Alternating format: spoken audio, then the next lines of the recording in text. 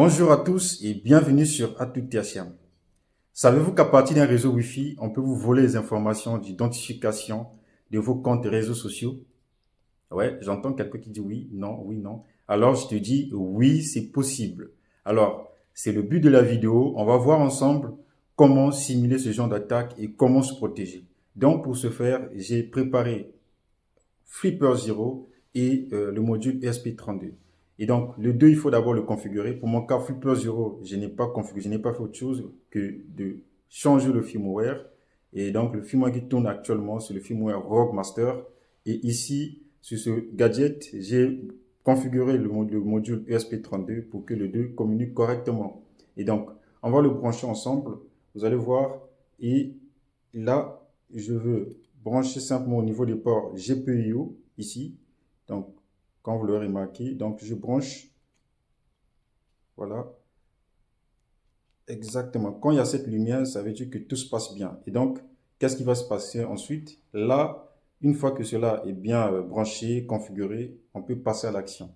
Alors, let's go. Avant de commencer, je vais vous montrer simplement ce que j'ai à mettre en place. Donc, j'ai mis mon téléphone pour pouvoir tester tout ce qu'on a vu, tout ce que je vous ai parlé en introduction. Et aussi, le Flipper Zero, je l'ai connecté par câble.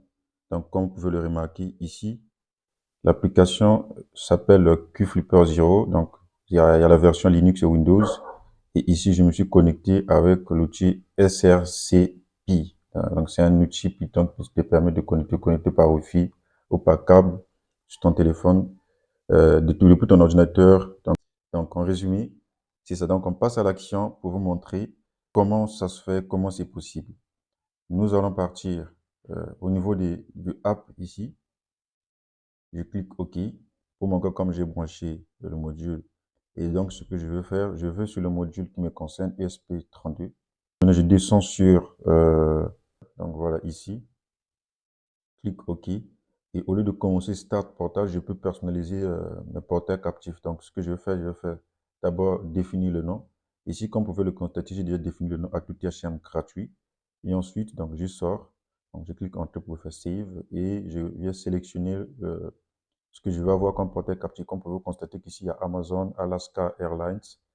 Je vais chercher un truc qui est vraiment commun, qu'on peut toutefois confronter au quotidien, je pourrais dire. Donc, je prends Google parce que tout le monde pourra avoir la part de connexion Google et on peut facilement être incité de rentrer les vraies informations. Donc, je sélectionne Google et voilà, là le portail captif est sélectionné. Là, je vais faire Start Portal. Regardez la lumière qui va s'allumer.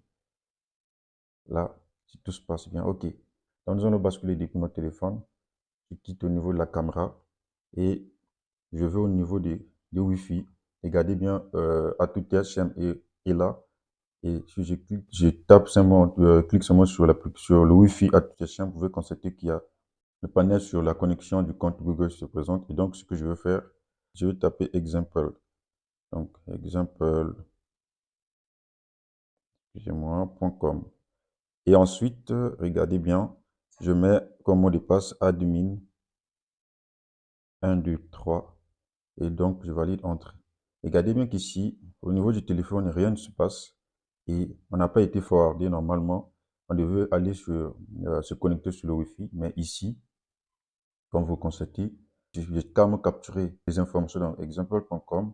Ici, le mot de passe est admin 1, 2, 3. Donc, déjà avant de se connecter, il disait bien, dès que je suis rentré sur le panel, donc j'ai cliqué sur le Wi-Fi, il dit bien client connected. Donc là, ça prouve que le client se connecte et vous pouvez juste vous attendre et avoir des informations. Donc, alors ici, on se posera la question, comment pouvons-nous nous protéger? Ne vous connectez pas au réseau Wi-Fi dont vous ne connaissez pas le propriétaire. Comme vous connaissez le propriétaire, restez vigilant. Utilisez toujours des VPN. Aussi, vraiment la notion de ne pas se connecter à un réseau Wi-Fi public, prendre en compte. N'utilisez pas qu'un seul compte Gmail pour vos besoins. Utilisez 2 ou 3 ou plus même pour pouvoir scinder les choses et éviter certaines choses qui peuvent arriver de manière inattendue.